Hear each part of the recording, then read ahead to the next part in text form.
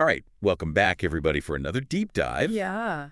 And this time, we're going to be cracking open one of the more interesting figures of the 20th century, Henry Ford. Oh, yes. We're going to be going beyond the assembly line, beyond the Model T, and really looking at what drove this man Right. using the Enneagram of personality. I like it. Our sources paint a picture of him as a classic Type 3, the achiever, Yes. with a strong social subtype.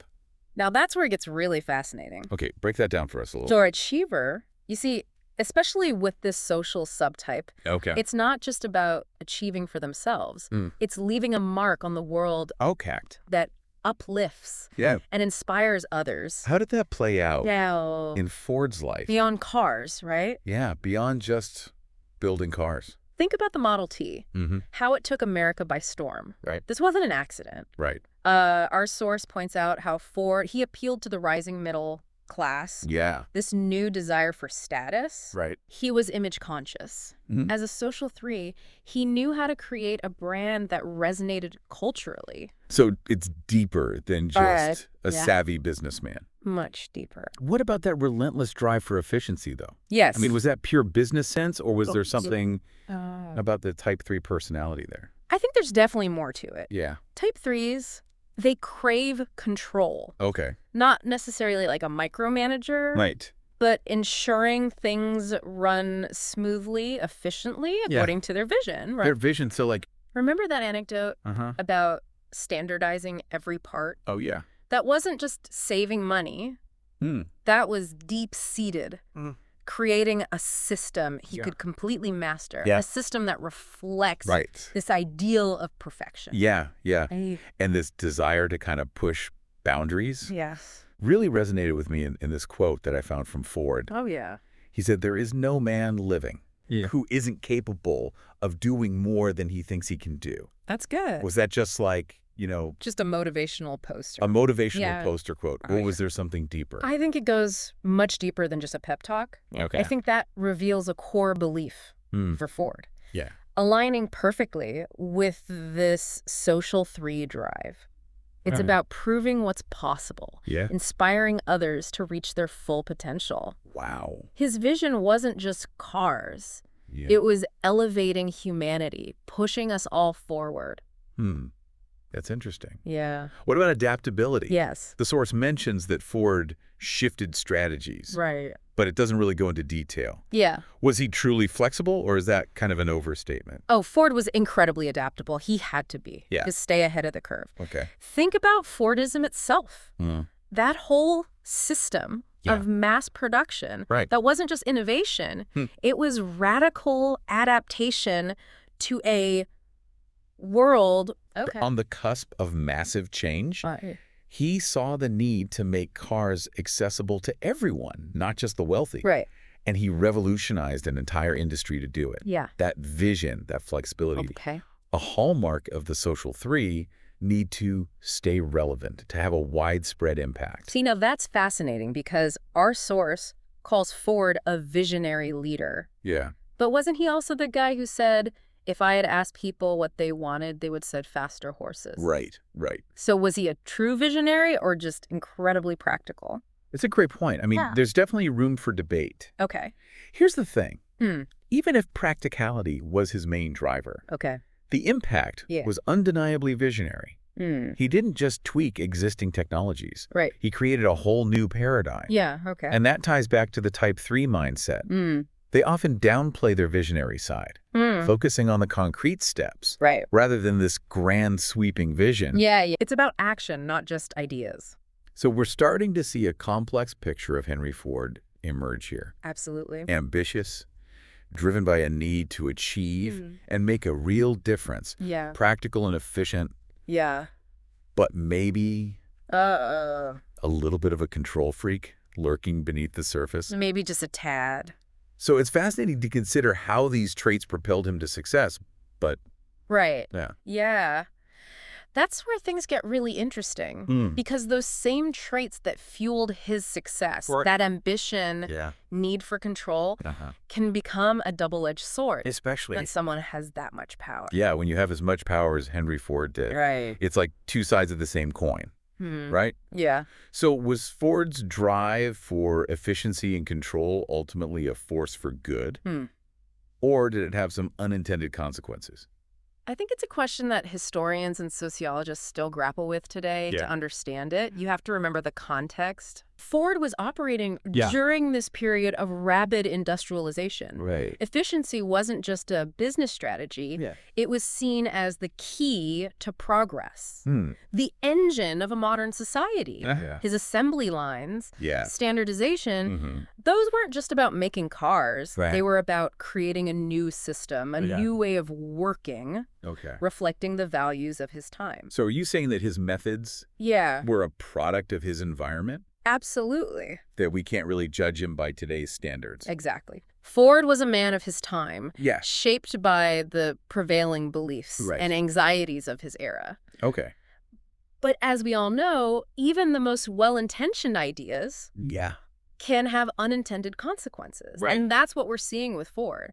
His relentless focus on efficiency, while groundbreaking in many ways, ended up contributing to some of the social and labor issues. Yeah, like the rise of labor unions. Yeah, worker alienation was a big thing back then. Right. People feeling like... losing their sense of craft. Right. Becoming cogs in a machine. Right, exactly. So... precisely. It's interesting because on the one hand, he's creating a system that's making cars affordable for the masses. Right. But on the other hand, it's dehumanizing the workers who are making those cars. That's the paradox of progress. Yeah. Right there. So it's a complex legacy. Oh, absolutely. How much of that was due to the historical context? Yeah. And how much was tied to his personality, to those type 3 traits? It's hard to say. Yeah. But it's worth considering. Okay. How that type 3 drive for success that need to be seen as competent in control might have influenced his decision-making. Because if your entire identity is wrapped up in achieving, then failure isn't just it's a setback. It's a threat. It's a threat to your very sense of self. Exactly. Yeah. And that can lead to a kind of tunnel vision where you're so focused on reaching the goal, proving your worth, you lose sight of the bigger picture. The human cost. The human cost, yeah. This is what I love about these deep dives. Me too. It's not just rehashing history. No. It's like we're exploring the human condition. Yeah. The forces that shape our choices. Yeah. The shadows that lurk even behind the brightest successes. Yeah. And it's particularly relevant today. Oh, yeah. I mean, think about it. Yeah. We're constantly bombarded with these messages about hustle culture, optimizing every aspect of our lives. Yeah. It's so easy to fall into that same trap, Right. prioritizing efficiency and control over connection and well-being. If we're not careful, we're just going to end up repeating the same mistakes. Absolutely. Sacrificing the human element. In the pursuit of progress.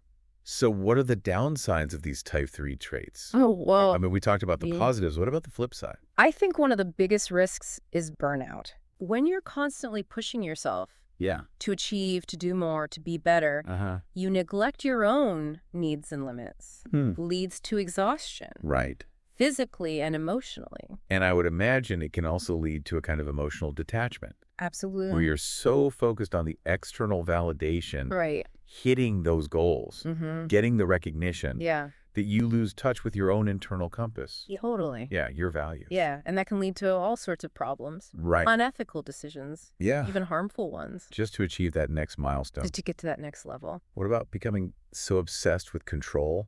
Oh, yeah. That you just micromanage everyone around you. That's a classic type 3 trap. Yeah. Stifling creativity, innovation. So really what we're seeing is these type 3 traits can be so powerful and positive when they're channeled effectively. Absolutely. But they can also become destructive. When they're taken to an extreme. When they're taken to an extreme. Yeah. It's all about finding that balance. It's about finding that sweet spot between ambition and compassion. Right. Efficiency and humanity. And that's a valuable lesson to take away. Oh, for sure. From Ford's story. Yeah. A man of great vision and ambition. He was. But his single-minded focus ultimately led to some unintended consequences. It did. His story reminds us that true progress requires more than just efficiency and control. Right. It requires a holistic approach That considers the human element. Considers the human element, yeah. Exactly. So maybe the real question isn't whether Ford was a hero or a villain. Mm-hmm. Maybe it's recognizing the inherent complexities Of human nature. of human nature. Yeah. And that even the most well-intentioned actions Yeah.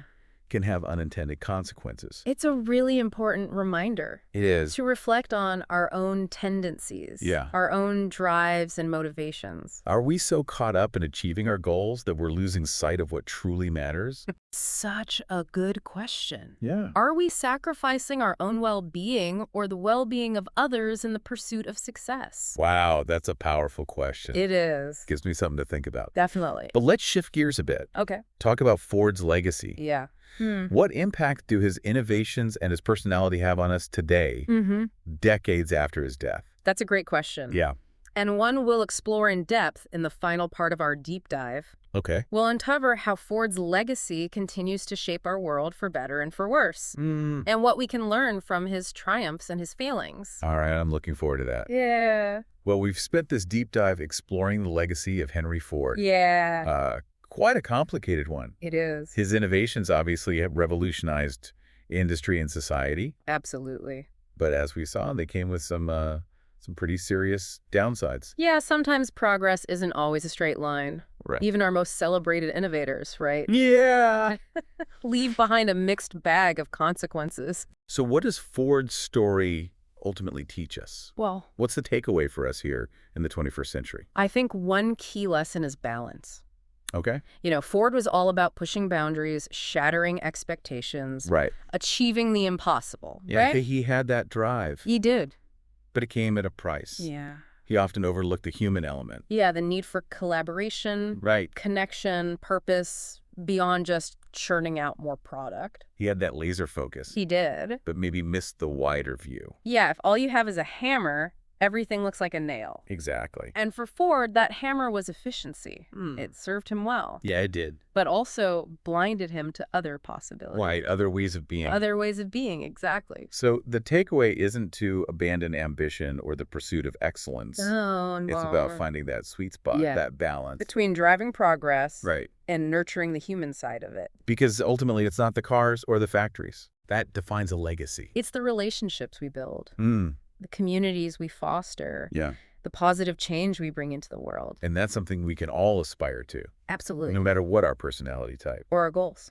As we close this chapter on Henry Ford, I'm left with a sense of awe at what he accomplished, but also a deeper understanding of just how complex human nature is. Yeah, even our most iconic figures, they're just people Right. with strengths and weaknesses, triumphs and failures.